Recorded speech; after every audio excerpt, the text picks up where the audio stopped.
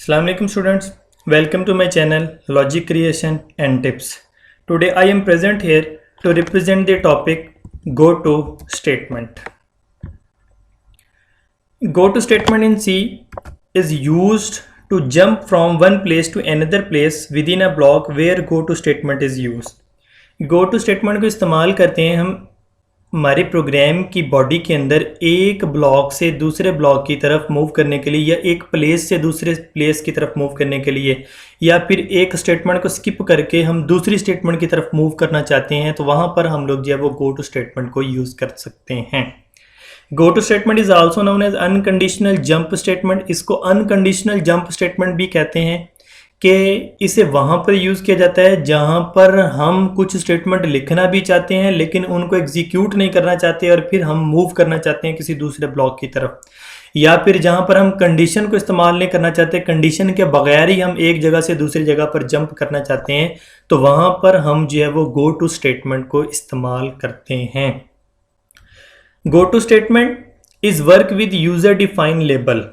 Go to statement जो है वो यूज़र डिफाइन लेबल के साथ काम करती है। हमें अपना एक लेबल डिफाइन करना पड़ता है। Label is a destination point. ये जो लेबल होता है वो एक डेस्टिनेशन पॉइंट होता है वेयर कंट्रोल मूव, जहाँ पर हमारा कंट्रोल मूव कर जाएगा when go to statement execute by compiler, जैसे ही कंपाइलर गो टू स्टेटमेंट को एग्जीक्यूट करेगा। सिंटैक्सेस है इसको यूज़ करने के, जनरल सिंटैक्स है।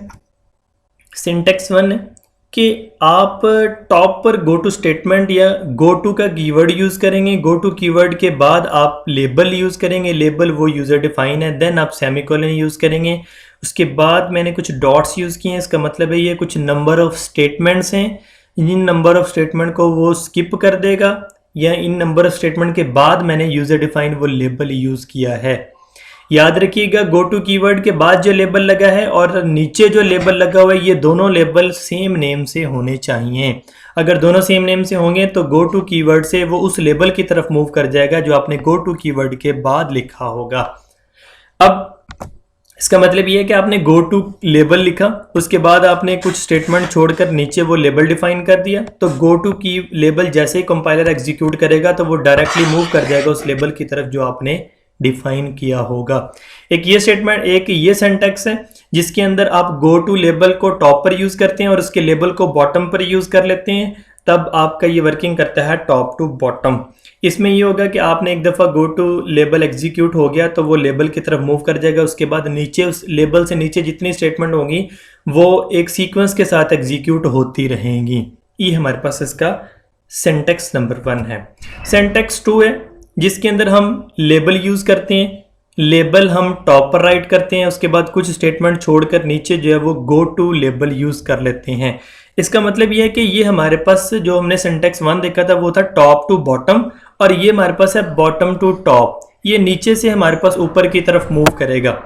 जब ये बॉटम टू टॉप हमारे पास होगा तो इसमें ना कुछ रेपिटेशन आ जाएगी।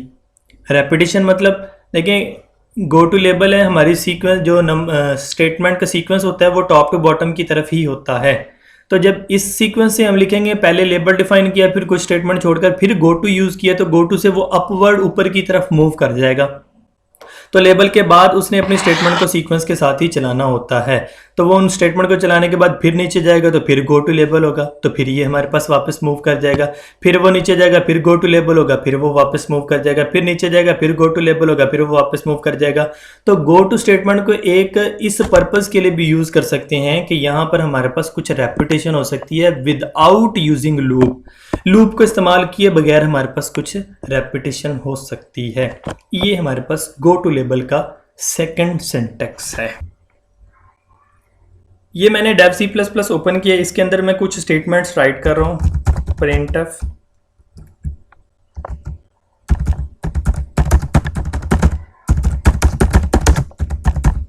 Logic creation and tips. मैंने एक स्टेटमेंट राइट की है, उसके अंदर मैसेज डिस्प्ले किया है logic creation and tips.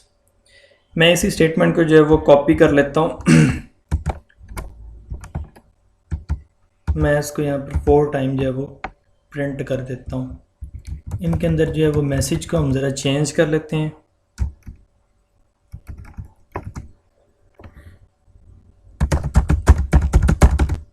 C language logic creation and tips blogspot.com.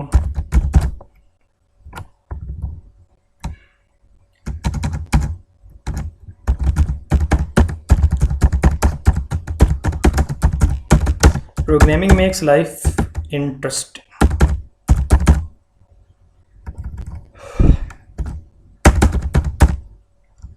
getch थोड़ा मॉडिफाई करने के लिए मैं यहाँ पर \n यूज़ कर लेता हूँ ताकि नेक्स्ट लाइन पे हमें जो है वो क्लियरली नज़र आ जाए।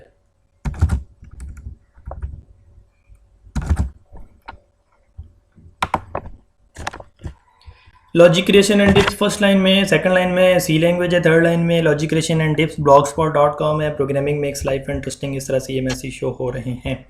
अब यहाँ पर हम गो टू स्टेटमेंट को यूज़ करते हैं और गो टू स्टेटमेंट की वर्किंग देखते हैं। लेट्स सपोज मैंने फर्स्ट स्टेटमेंट को एग्जीक्यूट किया, यहाँ पर एग्जीक्यूट हो जाएगी। उसके बाद मैंने यूज़ किया गो टू कीवर्ड यूज़ करना है। फिर लेबल ये यूज़र डिफाइन है, आपकी अपनी मर्जी है, जिस मर्जी नेम से आप इस लेबल का नेम रख सकते हैं। लेट्स सपोज मैं यहाँ पर राइट कर रहा हूँ एंड, मैंने एंड लेबल का नेम रख लिया है। एंड लेबल का नेम क्या रखा है मैंने यहाँ पर, इसके बाद ये 3 स्टेटमेंट जो वो मैंने छोड़ दी हैं। उसके बाद मैंने यहाँ पर वही कीवर्ड राइट करना है जो आपने गो टू के साथ लिखा है, वो क्या लिखा था एंड, और यहाँ पर यूज़ करते हैं कॉलन साइन। गो टू का कीवर्ड यूज़ करेंगे, फिर एंड मैंने अपनी तरफ से यूज़र डिफाइन लेबल का नेम रख दिया, उसके बाद सेमी कॉलन, ये सिंटैक्स के अंदर है। फिर ये 3 स्टेटमेंट जो है वो मैंने छोड़ दी हैं, और उसके बाद जब मैंने वो लेबल यूज़ किया जो मैंने ऊपर डिफाइन किया है एंड। कंपाइलर जब इसको एग्जीक्यूट करेगा तो सबसे पहले वो printf की स्टेटमेंट को एग्जीक्यूट करेगा, लॉजिक क्रिएशन एंड टिप्स ये स्क्रीन के ऊपर नजर आएगा। फिर उसके बाद क्या है, ये गो टू लेबल के साथ एंड यूज़ किया, तो इसका मतलब है गो टू ने मूव कर जाना है, जंप कर जाना है। अब कुछ स्टेटमेंट को छोड़ देगा, वो कितनी स्टेटमेंट को छोड़ देगा, इन 3 स्टेटमेंट को छोड़ देगा, और कहाँ पर मूव कर जाएगा, इस लाइन के ऊपर मूव कर जाएगा। और ये क्या एंड लेबल है, इसका मतलब है ये जो 3 स्टेटमेंट है printf की, ये कभी भी एग्जीक्यूट नहीं होंगे। इसको ज़रा रन करके देखते हैं। जैसे ही मैंने इसको रन किया तो रन करने से देखें ये फर्स्ट स्टेटमेंट जो है ये हमारे पास एग्जीक्यूट हो रही है, ये वाली printf की लॉजिक क्रिएशन एंड टिप्स, और बाकी ये 3 यूज़ नहीं हो रही, डिस्प्ले नहीं हो रही। तो बेसिकली ये है कि गो टू जो है वो हमारा मूव कर गया है, कहाँ पर, उन 3 स्टेटमेंट को छोड़कर एंड लेबल की तरफ मूव कर गया। ये था टॉप टू बॉटम, और इसी तरह से जो है वो हम मूव कर सकते हैं बॉटम टू टॉप। मैं इसी को चेंज कर रहा हूँ,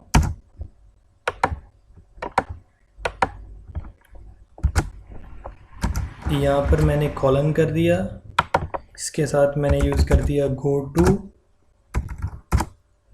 उसके बाद मैंने कर दिया जी। अब क्या होगा, अब पहले ये स्टेटमेंट एग्जीक्यूट होगी, ठीक है। फिर उसके बाद ये एंड का लेबल है, ये तो अभी एग्जीक्यूट नहीं होगा। फिर ये वाली स्टेटमेंट एग्जीक्यूट होगी, फिर नीचे वाली, फिर ये वाली, ये वाली स्टेटमेंट एग्जीक्यूट होना है, गो टू एंड, यहाँ से फिर वो मूव कर जाएगा। अब हम एंड एक लेबल है, ये उसकी तरफ मूव कर, ये यहाँ से वापस मूव कर जाएगा यहाँ पर। उसके बाद फिर ये 3 स्टेटमेंट है, तो ये प्रिंट होंगी, फिर यहाँ से वापस कर जाए, फिर ये प्रिंट। इसका मतलब अब ये लूप चल जाएगी, ये कभी भी हमारे पास स्टॉप नहीं होगा। रन करके देखें, कभी भी ये स्टॉप नहीं होगा, ये बार बार आपके पास एग्जीक्यूट होता रहेगा, बार बार आपके पास एग्जीक्यूट होता रहेगा। क्यों? क्योंकि हमने इसको स्टॉप ही नहीं किया।